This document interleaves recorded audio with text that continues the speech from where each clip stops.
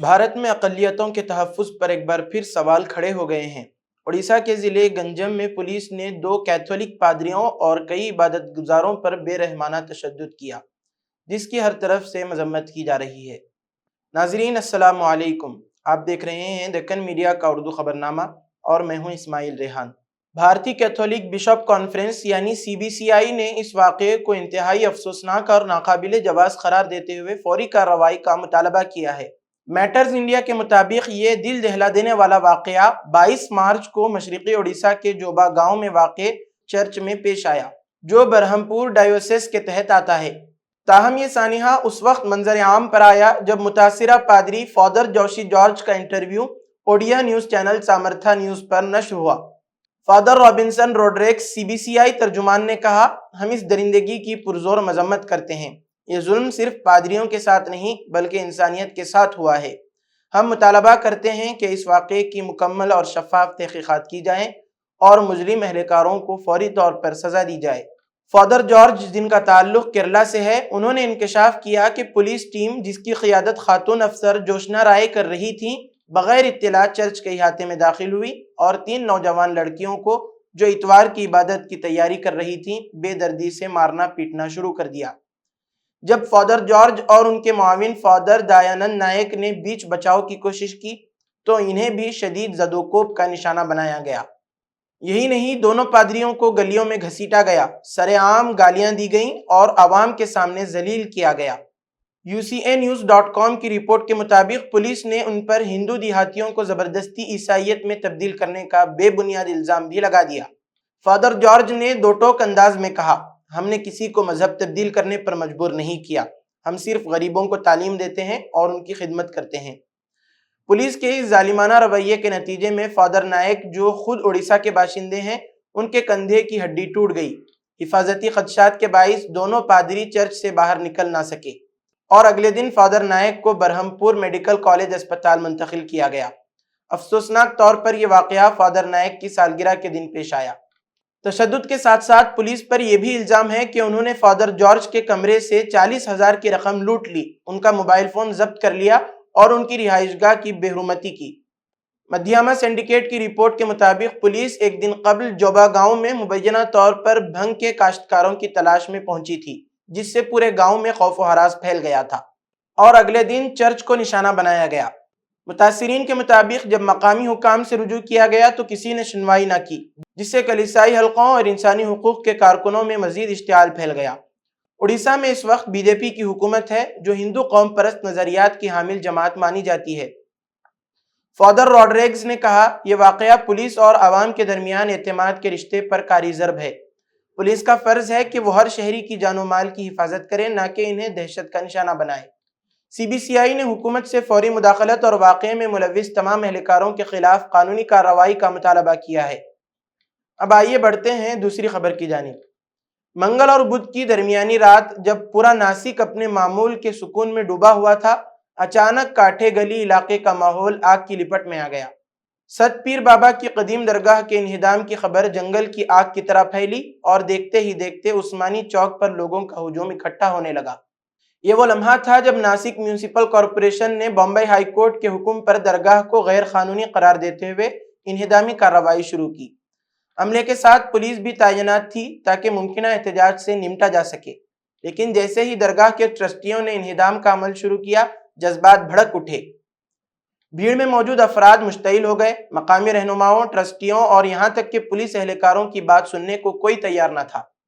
ماحول کچھ ہی لمحوں میں قابو سے باہر ہونے لگا۔ پھر وہی ہوا جس کا اندیشہ تھا، پتھراؤ شروع ہوا، نعرے بلند ہوئے اور پولیس اہلکار زخمی ہونے لگے۔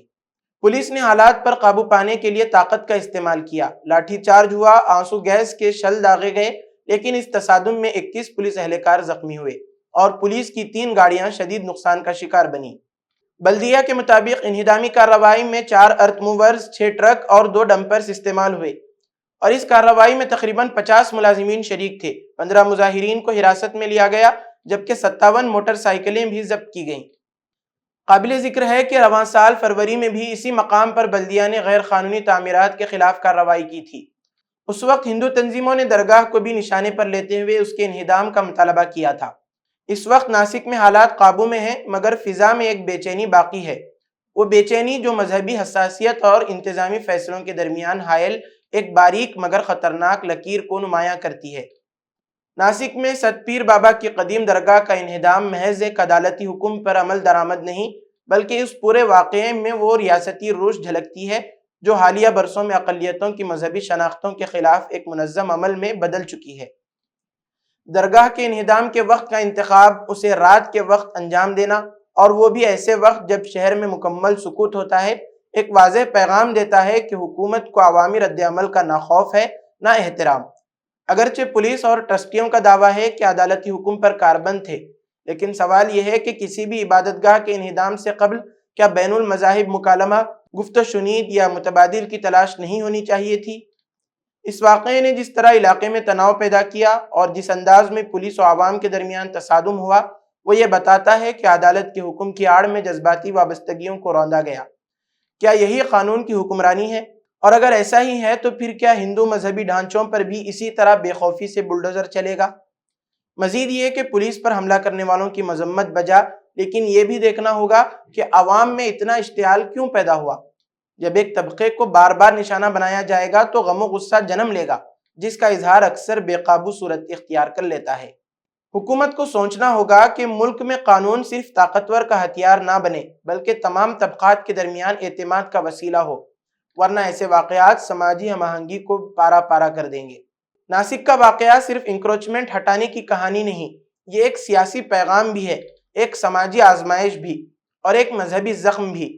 جس وقت ٹرسٹیوں نے خود درگاہ کے انہدام کا عمل شروع کیا، وہ قانونی پابندی کی علامت تھے، مگر جب وہی ٹرسٹی بھی بھیڑ کے غصے سے نہ بچ سکے تو سوال یہ ابھرتا ہے کہ ہم کس دوراہے پر کھڑے ہیں، جہاں نہ قانون کی زبان سنی جا رہی ہے نہ مذہبی نمائندوں کی بات۔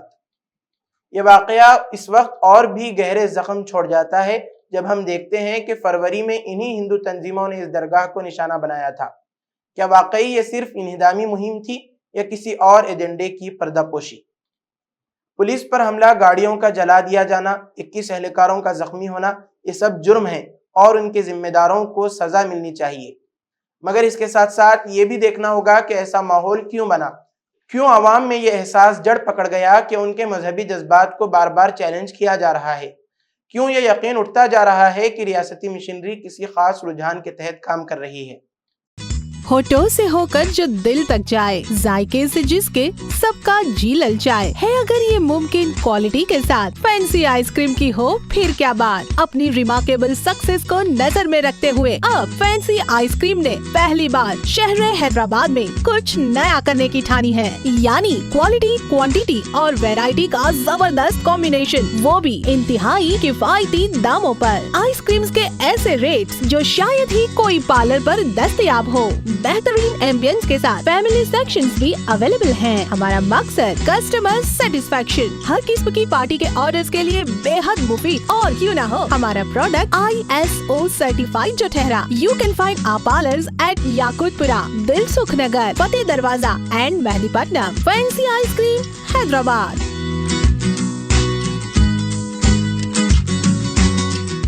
اب آئیے بڑھتے ہیں تیسری خبر کی جانب۔ وقف ایکٹ کے خلاف احتجاج کی اجازت نہیں، چیف منسٹر آسام کا قابل مذمت بیان۔ یہ کسی فوجی آمریت والی ریاست کا ذکر نہیں ہے، ذکر ہے بھارت کی شمال مشرقی ریاست آسام کا، جہاں کے چیف منسٹر ہیمنت بسوا سرما آمرانہ لب و لہجہ اختیار کرتے ہوئے کہا ہے کہ وقف ترمیمی ایکٹ 2025 کے خلاف آسام کی سرزمین پر کسی بھی قسم کے احتجاج کی اجازت نہیں دی جائے گی۔ یعنی جو قانون مسلمانوں کی صدیوں پر محیط مذہبی، تعلیمی اور فلاحی جائیدادوں کو حکومت کی مداخلت میں دے رہا ہے، اس کے خلاف بولنا، سڑکوں پر آنا یا آواز اٹھانا جرم ہے۔ بسوا سرما نے گویا جمہوریت کو صرف ووٹ دینے تک محدود کر دیا ہے، جبکہ آئین میں دیے گئے آزادی اظہار، احتجاج اور اختلاف کے حق کو پاؤں تلے روندنے کا اعلان کر دیا۔ شرما کا کہنا ہے یہ کیس سپریم کورٹ میں زیر سماعت ہے، اگر کسی کو کچھ کہنا ہے تو عدالت میں کہے، سڑکوں پر آ کر کچھ کہا تو عوام بھی قانون کی حمایت میں نکل آئیں گے اور جھڑپ ہوگی۔ گویا عوام کا کام اب صرف قانون کی تائید ہے، اختلاف کرنے والوں کے لیے عدالت اور حمایت کرنے والوں کے لیے سڑکیں۔ کیا یہی ہے جمہوری مساوات؟ کیا یہی ہے آئینی ہم آہنگی؟ یہ وہی ہمنتا بسوا سرما ہیں جنہوں نے پہلے بھی مدارس، حجاب، مسلمانوں کے گھروں پر بلڈوزر اور اب وقف جیسے حساس مذہبی معاملات میں زبان لان دراز کی ہے، اور اب جب عوامی مزاحمت کا خدشہ پیدا ہوا تو وہ ریاستی جبر کا مظاہرہ کر رہے ہیں۔ انہیں اور ان جیسی سوچ رکھنے والوں کو یاد رکھنا چاہیے کہ وقف قانون صرف ایک زمین کا مسئلہ نہیں، یہ مسلمانوں کی خود مختار مذہبی شناخت، ان کے اداروں اور ان کی اجتماعی عبادات و تعلیمات سے جڑا مسئلہ ہے، اور جب ان کے بنیادی مذہبی ڈھانچے پر ضرب پڑے گی تو احتجاج فطری ہے اور آئینی بھی۔ ایک ایسا دستور زبان بندی ہے جس میں ایک خاص مذہب کے افراد کو بولنے سے بھی روک دیا جائے۔ کیا چیف منسٹر ریاست کے سربراہ ہیں یا نظریاتی جنگ کے سپہ سالار؟ ہندوستان کا آئین کہتا ہے کہ ہر شہری کو احتجاج کا حق حاصل ہے، پھر آسام کے شہریوں کو یہ حق کیوں نہیں؟ یا پھر یہاں جمہوریت کا مطلب صرف اکثریتی رجحان کی حکومت ہے؟ یہ سوال صرف آسام کا نہیں، پورے بھارت کا ہے، اور ہر جمہوریت پسند شہری کو یہ سوال پوچھنا چاہیے، ایک بار نہیں بار بار پوچھا جائے۔ اسی کے ساتھ آج کی خبروں کا اختتام ہوتا ہے۔ کل پھر ہوگی ملاقات نئی خبروں کے ساتھ۔ دیجیے اجازت، اللہ حافظ۔